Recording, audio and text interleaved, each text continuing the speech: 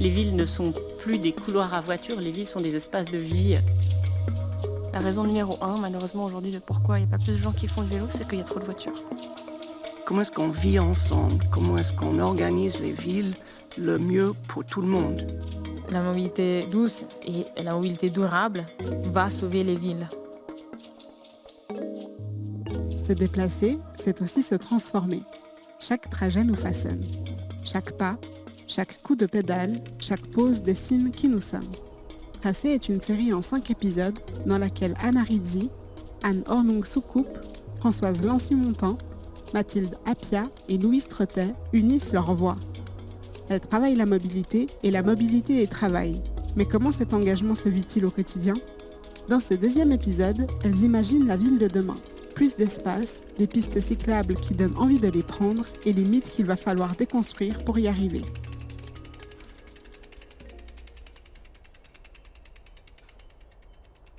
Moi, je viens d'un pays où en fait on roule pas bien. Donc quand je suis arrivée dans ce, j'ai dit oula, c'est excellent en fait. Anna Rizzi, mécanicienne vélo et formatrice chez Genève Roule. En Suisse, c'est très bien fait. Il y a des pistes cyclables qui sont un peu partout. Récemment, ça m'est arrivé, j'ai passé le pont du Mont Blanc et j'avais une dame devant moi, pas très stable. Il pleuvait, je voyais qu'elle avait un peu peur. Elle a voulu me laisser passer. Et en fait, ils ont créé un endroit où il y a une grille métallique et puis le vélo, il a glissé, elle est tombée par terre. Vous voyez, il y a même des espaces qui sont créés exprès pour les vélos et qui sont dangereux en fait. Il y a des choses, je pense, qui ont déjà évolué en bien aussi, hein. Typiquement, le développement du vélo électrique, le développement du vélo cargo, c'est des opportunités qui permettent de se substituer plus facilement à la voiture, au scooter, et cetera.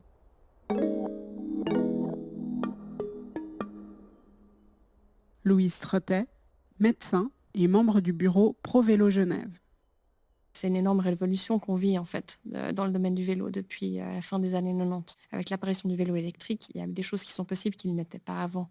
Des distances qui sont possibles, des dénivelés qui sont possibles. L'usage professionnel, il était assez marginal probablement tant qu'il n'y avait que le vélo musculaire pour des distances moyennes à longues. Tandis que maintenant, avec l'électrification, c'est plus un problème. Je l'avais adapté parce que c'est quand même plus plat que par exemple le cliché qu'est Lausanne. Et encore, même à Lausanne, probablement qu'avec l'électrification du vélo, maintenant, il y a des choses qui sont clairement possibles et qui ne l'étaient pas avant. Mais oui, Genève se prête bien. Genève a un énorme problème de congestion automobile. En termes juste rationnels et scientifiques, le vélo est une des solutions à cette congestion. Par personne, ça prend tellement moins de place sur la route. Donc on peut facilement imaginer que toutes ces personnes, ces centaines de milliers de personnes qui se déplacent chaque jour, ça serait plus efficace et plus fluide sur un vélo ou dans d'autres modes de transport éventuellement adaptés pour les personnes qui ne peuvent pas faire du vélo. Parce qu'évidemment que tout le monde non plus ne peut pas faire de vélo, il y a plus de personnes que ce qu'on croit. Une exploration assez récente qui a été réalisée par ID News sur la place du vélo, notamment à Genève, et qui est vraiment révélatrice. Mathilde Appia, directrice de la Fondation Calife. C'est une des villes dans laquelle on pratique le moins de vélo. Vous avez des endroits qui sont complètement ubuesques. Vous vous demandez si un décideur ou un conceptionneur de ces zones a déjà utilisé un vélo dans sa vie. Donc il y a une marge de progression énorme. Aujourd'hui, on en est encore à l'étape où finalement la rue est aux voitures. Et si on est gentil, qu'on se comporte bien, on va faire une petite place pour que les vélos viennent, mais on est vraiment des invités sur la route. Et là, il y a vraiment quelque chose à transformer. Les vélos n'ont pas à être des invités qui doivent se faire discrets sur la route.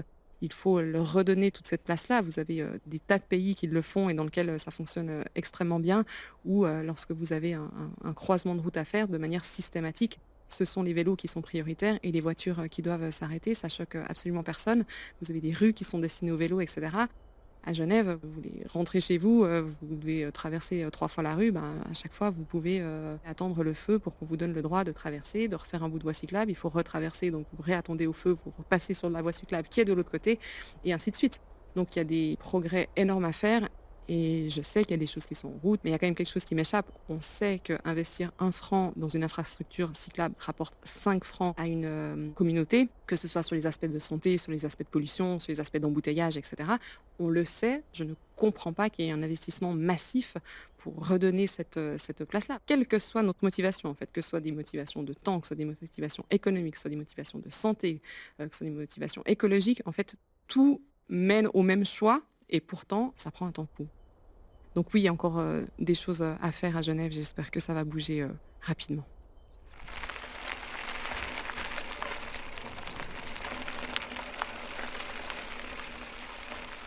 Dans le bureau roman dont je m'occupe, on a développé des plans de mobilité scolaire et des plans de mobilité senior qui sont des plans qu'on va développer sur le territoire d'une commune ou d'une ville sur mandat de la commune ou de la ville, financés par eux et qui vont nous permettre vraiment d'avoir une réflexion de planification de mobilité à partir du vécu des élèves ou à partir du vécu des seniors de la commune. C'est une démarche participative forte.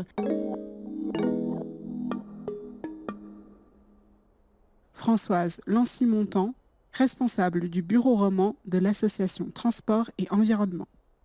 Et puis d'arriver avec des propositions d'aménagement pour favoriser, pour que la mobilité des enfants, la mobilité des seniors soit aménagée selon leurs besoins et pas selon forcément des visions de fonctionnaires ou des visions de bureaux d'ingénieurs. On part vraiment de leur expérience. Donc ça, c'est quelque chose que l'ATE a créé pour que concrètement, en fait, ce qu'on défend au niveau politique puisse se réaliser sur le terrain. On travaille beaucoup là-dessus aussi pour sensibiliser les partenaires, les communes, les bureaux aussi d'ingénieurs d'urbanisme, etc., sur les éléments qui sont importants pour les seniors, les bancs, la présence de toilettes publiques, la largeur des trottoirs, parce que de plus en plus de gens se déplacent avec des déambulateurs. Et en fait, c'était aussi très intéressant de voir que les seniors, ils disaient, mais on aimerait que les voitures roulent moins vite, on aurait moins de trafic, et puis on aimerait qu'ils enlèvent le stationnement pour qu'on puisse avoir plus de bancs, plus de végétation, des trottoirs plus larges. Et c'est quand même des propositions assez fortes et assez révolutionnaires venant d'une population qui était en plein dans le boom de l'automobile, donc qui a connu en fait toutes ces années où le standard maximum c'était d'arriver partout en voiture, de pouvoir garer devant un magasin, etc. Et maintenant en fait ils réclamaient exactement le contraire. Donc je trouve ça absolument passionnant. Et ce qui est toujours très intéressant aussi, c'est que de voir que les élus ou les gens de la commune qui sont avec nous dans ces moments d'échange découvrent la richesse et la puissance de la parole de ces habitants seniors. Il y a beaucoup de chercheurs et de sociologues qui ont travaillé justement sur la place de l'enfant dans l'espace public. Et puis, on travaille vraiment sur les publics enfants et seniors parce que c'est ceux qui sont un peu invisibles dans les aménagements, dans l'espace public. Et en fait, l'idée, c'est vraiment non seulement de leur redonner leur place, mais aussi de profiter de leur regard sur comment est-ce qu'on peut transformer l'espace public. Je pense que les enfants sont très sensibles déjà à la question des déplacements et de la mobilité. Preuve en est que s'il y a des sujets comme ça qui sont des thèmes qui nous rassemblent tous, et si on parle du chemin de l'école, quel que soit l'âge des personnes, il y a toujours beaucoup à dire. On a tous des souvenirs de son chemin de l'école qu'on faisait à pied, à vélo ou en train. Ou voilà, en Suisse, il y a aussi plein de possibilités différentes. Et je pense que c'est très évocateur. Donc en fait, je trouve qu'avec les enfants, le terrain est là, la richesse des témoignages est là. Et c'est vrai de leur donner la parole aussi par des dessins. Des fois, on fait aussi des fermetures de rue temporaires sur lesquelles les enfants peuvent dessiner, etc., se réapproprier cet espace. C'est juste magnifique, quoi.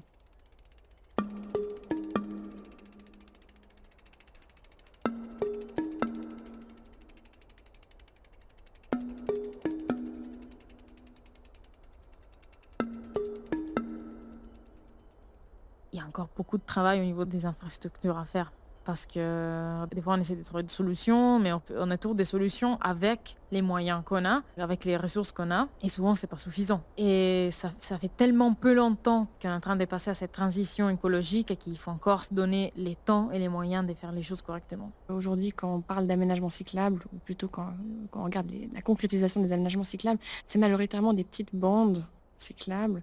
C'est-à-dire des aménagements qui ne protègent pas vraiment la sécurité des usagers. Il suffit d'un poids lourd qui empiète un petit peu et puis c'est comme s'il n'y avait rien en fait. C'est un petit peu la même chose quand on privilégie pour le futur cyclable de Genève les axes forts vélo. C'est très bien, hein, c'est des sortes d'autoroutes à vélo conçues spécialement pour les vélos à 45 km/h. Et on sait que ça, de nouveau, de manière majoritaire, c'est un mode de transport utilisé par les hommes, par les cols blancs. Je caricature, mais en fait, les données, elles sont ce qu'elles sont. Puis, il y a des stéréotypes qui ont la vie dure. Alors que les femmes, probablement qu'elles auraient des besoins un petit peu différents. Elles auraient besoin d'axes un peu plus larges parce qu'elles utilisent toujours encore majoritairement les vélos cargo. Elles auraient besoin d'axes où il y a du respect, ça ne se dépasse pas tout le temps à toute vitesse. Et puis, elles ont besoin surtout d'axes qui sont séparés physiquement du trafic automobile, où il n'y a pas tout à coup un poids lourd, une voiture, une moto qui peut s'insérer. Je pense qu'il ne faut pas seulement un couloir cyclable qui est sûr pour les bons cyclistes jeunes et en pleine forme. La population est vieillissante, il va y avoir de plus en plus de seniors, aussi grâce au vélo électrique, qui peuvent se déplacer à vélo. Il faut que les aménagements cyclables pensent aussi à ces cyclistes-là. Et puis, idéalement aussi que les enfants puissent se déplacer aussi en sécurité à vélo. Étonnamment, Genève est déjà une des villes les plus piétonnes de l'Europe, parce que le centre de Genève est très dense.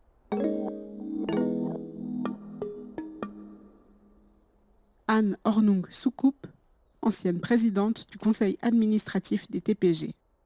Les gens qui voient un bus qui vient de partir, ils se disent je vais faire les 2 kilomètres à pied. Ça me fait du bien, il fait beau ou il fait pas beau, mais j'ai un parapluie, etc. Donc là, c'est déjà quelque chose qui est une force de Genève. C'est vraiment reconnu. Les transports publics, je pense qu'on peut les améliorer aussi. Je parlais avec quelqu'un de Colonie qui a demandé à me parler, qui était quelqu'un d'un certain âge, qui avait la ligne A devant leur maison. Et qui disait, nous, mes copines de mon âge, on aime bien se voir le week-end. Samedi ou dimanche, à midi, on parle, on se voit, on a beaucoup de plaisir. Mais les bus, c'est une fois par heure. Ça date d'il y a 3-4 ans. Maintenant, c'est amélioré. Pour nous, c'est pas assez. C'était pendant la semaine, tous les 20 minutes, mais dimanche, une fois par heure. Nous, on a justement envie de bouger et pas en voiture le dimanche. Donc, les TPG se sont rendus compte de ça et vraiment, ils ont ajusté encore chaque année les TPG. Étudient, analysent et puis ils font des changements. Les TPG doivent se développer, il y a des nouvelles lignes de prévues, beaucoup plus d'extensions de lignes. Il faut aussi qu'on augmente le nombre de femmes conductrices des TPG. Ça, c'était un de mes objectifs au TPG, toute l'équipe, avec le soutien du conseil. On a passé de à peu près 8 ou 9% de femmes à 13 ou 14 maintenant. Mais à Amsterdam, ils ont 25% de femmes conductrices. Donc, on peut le faire aussi à Genève. Il faut juste adapter peut-être le travail, réfléchir au monde du travail, ce qui est en cours déjà maintenant. Tout ça, c'est une réflexion qu'il faut faire. Puis bon, il y a des grands projets, c'est-à-dire une nouvelle ligne de rail léger qui ne traverse pas la ville. La place Bel-Air, par exemple, est complètement saturée, mais complètement. Et pourquoi, si on passe de Mérin à Carouge ou Plan-les-Ouates, pourquoi on doit passer par la place Bel-Air? Il faudrait faire des lignes qui contournent le centre pour dégager un peu le centre pour les personnes, pour les gens. En Suisse, nous avons beaucoup de chance que la population soutienne les transports publics. Et je rappelle, si quelqu'un ne le sait pas, que dans les années 80, il y a une loi qui a été passée à Genève qui exigeait une couverture du territoire par les transports publics. Et puis après ça, il y a eu plusieurs votations aussi par le peuple qui disait « enlevez pas les trams, remettez les trams et donnez-nous des bus ». Donc, j'ai beaucoup de chance d'habiter dans une ville qui apprécie à sa juste valeur l'importance de ces transports collectifs, les transports qui donnent un choix aux personnes qui n'ont pas forcément la capacité, la possibilité d'avoir une voiture, soit économiquement, soit physiquement. Donc ça donne un choix à la population que je trouve est extrêmement important. Maintenant, évidemment, je suis hyper observatrice, tout où je vais, ça pourrait être mieux, ça c'est pas mal, c'est de prendre exemple sur les meilleurs modèles de transport, de mobilité dans le monde entier. Singapour, c'est fantastique. Londres et Paris ont fait des énormes changements depuis 5-10 ans. Évidemment, les pays scandinaves, c'est très très bon. Et New York, étonnamment, est très bien avec le métro. 40% de la population, comme à Genève, n'a pas de voiture. Et ils arrivent très très bien à se déplacer. Donc, il y a même des villes étonnantes où c'est très bien fait, c'est bien organisé. On peut toujours faire mieux. Donc, il y a toujours des améliorations, des réflexions à faire. Mais en tout cas, à Genève, on a beaucoup de chance.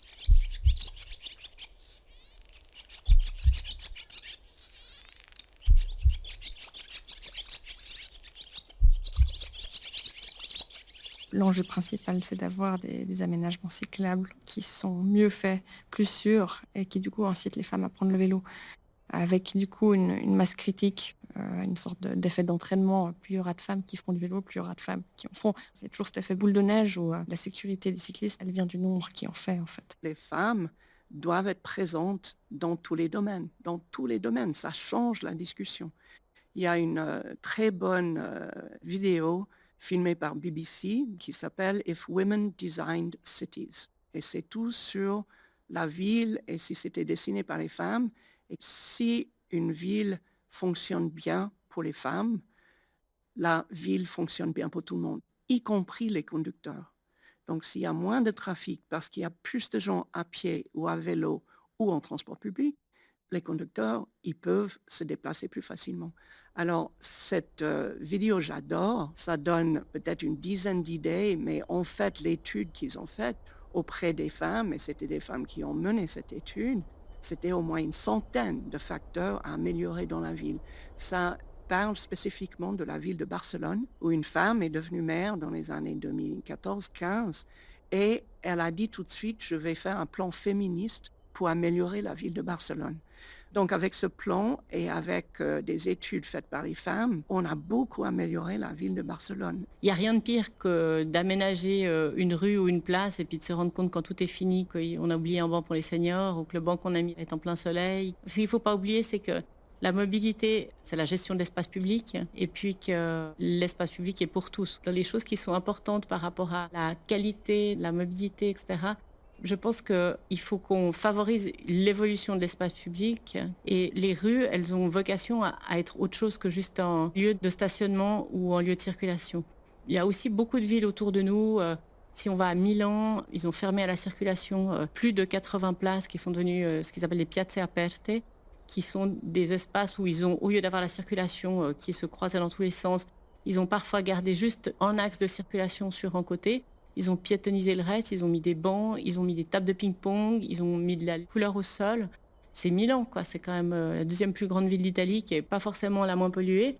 Et vraiment, ils ont créé des espaces dans les quartiers, alors qui ont été investis aussi bien par les enfants que par les seniors.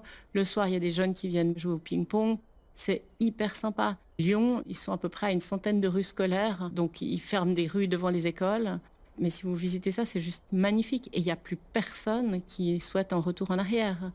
Ils ont supprimé des places de stationnement et ils ont mis de la végétation, mais ce n'est pas deux petits arbres, c'est vraiment de la végétation. Ça fait que les gens, maintenant, ils ont des rues qui sont vertes. Et puis aussi, certainement, avec un certain nombre de degrés en moins en été. Et ça, cet élan de transformation qui nous manque encore pour l'instant à Genève, qui a un potentiel énorme. Et là, du coup, quand on parle de qu'est-ce que c'est que la liberté de se déplacer, je pense que de se déplacer dans des rues comme ça, c'est magnifique. C'est tout simple. Plus d'arbres et plus de bancs, ça fait des coins de discussion. Les toilettes plus grands pour les femmes, parce que quand une femme sort avec plusieurs enfants, les hommes aussi, qu'est-ce qu'ils font avec un enfant de 2 ans? On ne le laisse pas dehors. Il faut qu'il vienne dedans. Si elle a une poussette, il faut qu'elle vienne dedans. Et plus de toilettes, parce que vraiment une femme qui marche à travers la ville, elle a besoin de toilettes.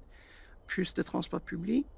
Moins de voitures dans les espaces à vivre. Vous avez vu les changements au Paquis depuis quelques jours, c'est magnifique. C'est magnifique. Je les ai vus, les rues, c'est très très joli. Les arbres vont pousser et il y a de nouveaux parcs dans la ville et je pense que ça c'est vraiment vraiment important, qu'il y ait un parc tout près de tout le monde, qu'on puisse s'asseoir sous des arbres à l'ombre et qu'on puisse parler ou lire un livre. Et ça c'est vraiment important. On est pas mal pour les parcs. Mais Paquis, par exemple, tout le monde le sait, c'est le moins arborisé de Genève. Et là, vraiment, il faut qu'on améliore. Les bancs aussi, quand je vois l'architecture qui s'appelle un peu en anglais l'architecture hostile, c'est-à-dire il ne faut surtout pas que quelqu'un se couche sur un banc. Donc on fait des chaises ou des bancs qui sont pour une personne. C'est vraiment dommage. C'est vraiment dommage. Quand on veut s'asseoir avec des enfants, avec des copains, des copines ou avec ses parents et puis causer, il faut de la place pour 3 ou 4 personnes. Donc là aussi, je pense que de temps en temps, on porte un peu loin cette crainte de « oh là là, il y aura des gens qui se couchent sur les bancs ». Mais de temps en temps, ça va. Rien que l'idée qu'on découvre maintenant des rivières. Dans les années 50, 60, 70, on les a couverts et on a mis des autoroutes ou des routes dessus, donc pour que les voitures aillent vite. Maintenant, on les découvre, on plante des arbres, on met des bancs et c'est formidable, ça change complètement. Je veux dire, vraiment, je ne sais pas dans votre vie, si quelqu'un vous a dit une fois, je viens de revenir d'un week-end touristique, j'ai adoré cette ville parce qu'on peut conduire très vite à travers le centre. Pas du tout, hein, pas du tout. Sur les villes où les gens aiment aller comme touristes, ce sont les villes où il y a un centre qui est agréable à vivre, à flâner, à se déplacer doucement, pas les villes où on traverse le centre en voiture rapidement.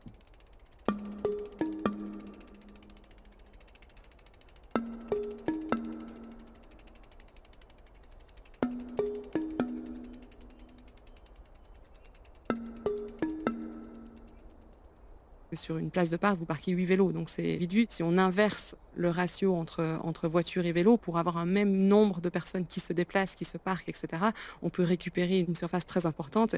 Et je pense que tout le monde aspire davantage à être dans une ville où il y a moins de béton, mais des parcs, des terrasses, etc., que d'avoir des places de parc qui s'alignent les unes aux autres, dont personne profite à part la personne qui a laissé sa voiture dessus pendant 1 heure et demie. Si on peut tous laisser la voiture à l'entrée de la ville dans des parkings, il n'y a plus raison d'avoir peur de rouler à vélo en ville. Pour moi, la solution pour l'avenir, c'est ça. Si on habite vraiment loin, on laisse la voiture, on rend les pistes cyclables plus grandes, plus visibles. Par exemple, des pistes comme le style terrain de tennis. Ils font des pistes cyclables un peu en cette matière pour que ça soit mieux visible, par exemple, à des endroits un peu critiques, où en fait les gens savent par où passer. Si on veut arriver à une vraie transition écologique, il faut donner les moyens au vélo de se déplacer en toute sécurité, même pour les personnes qui n'ont pas forcément l'habitude et qui ont peur, justement.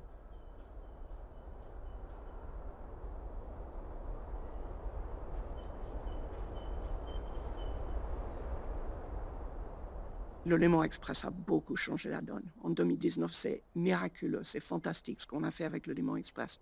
Les TPG ont recréé des lignes, redessiné toutes les lignes pour arriver non seulement à traverser le canton, mais pour arriver à une gare.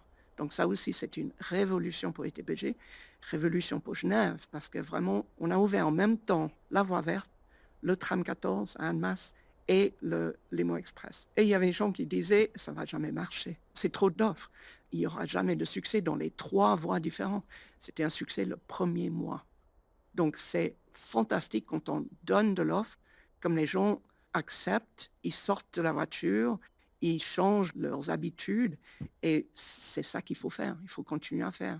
Donc il y a beaucoup d'évolution et je dirais presque révolution à Genève depuis une décennie. La ville rêvée de demain est construite pour les personnes, pour les gens, que ce soit les gens à pied, les gens à vélo, les gens aussi en voiture et les gens en transport public. Il y a des exemples partout maintenant en Europe, mais beaucoup plus près de nous, il y a des villes qui découragent la conduite des voitures au centre.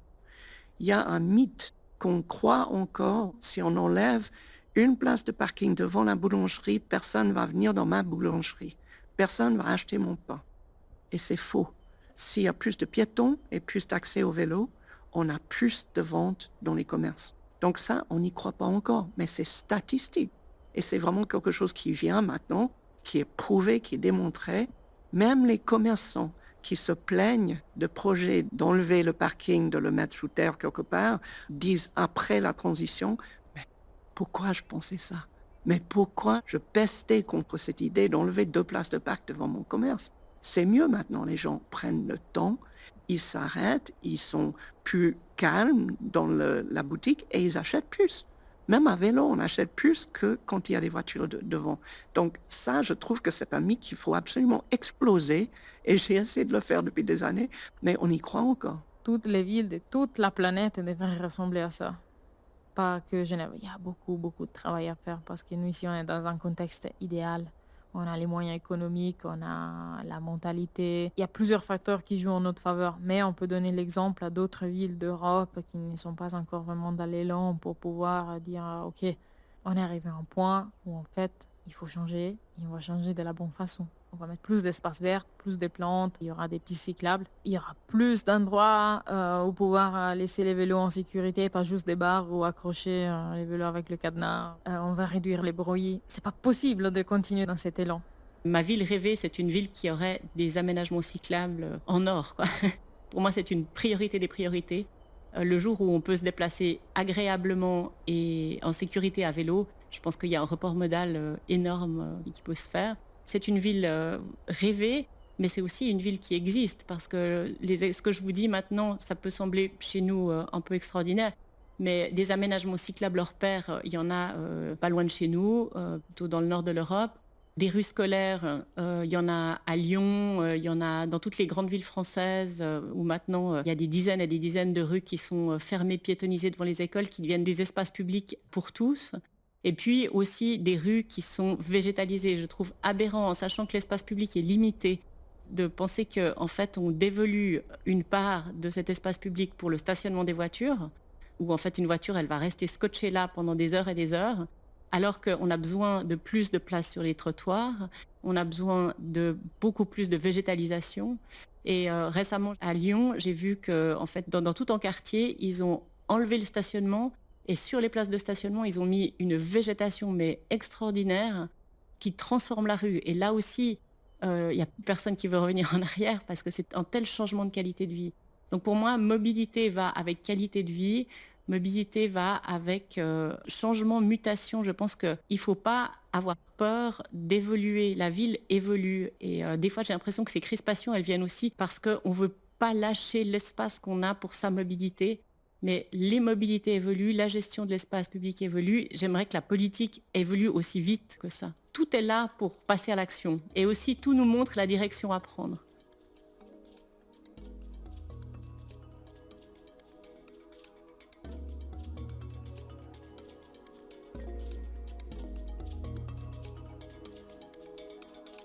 Tracé est un podcast propulsé par la Fondation Modus et produit par La Souris Verte. Merci à Anna Rizzi, Anne Hornung-Soucoupe, Françoise Lancy-Montant, Mathilde Appia et Louise Trottet pour leur participation. Pour découvrir leurs portraits en vidéo, rendez-vous sur les réseaux sociaux de la Fondation Modus. Les interviews ont été menées par Zelda Chauvet et Gaël Mafounou. Les épisodes ont été réalisés par Gaël Mafounou et le mix audio par Lucas Schneider.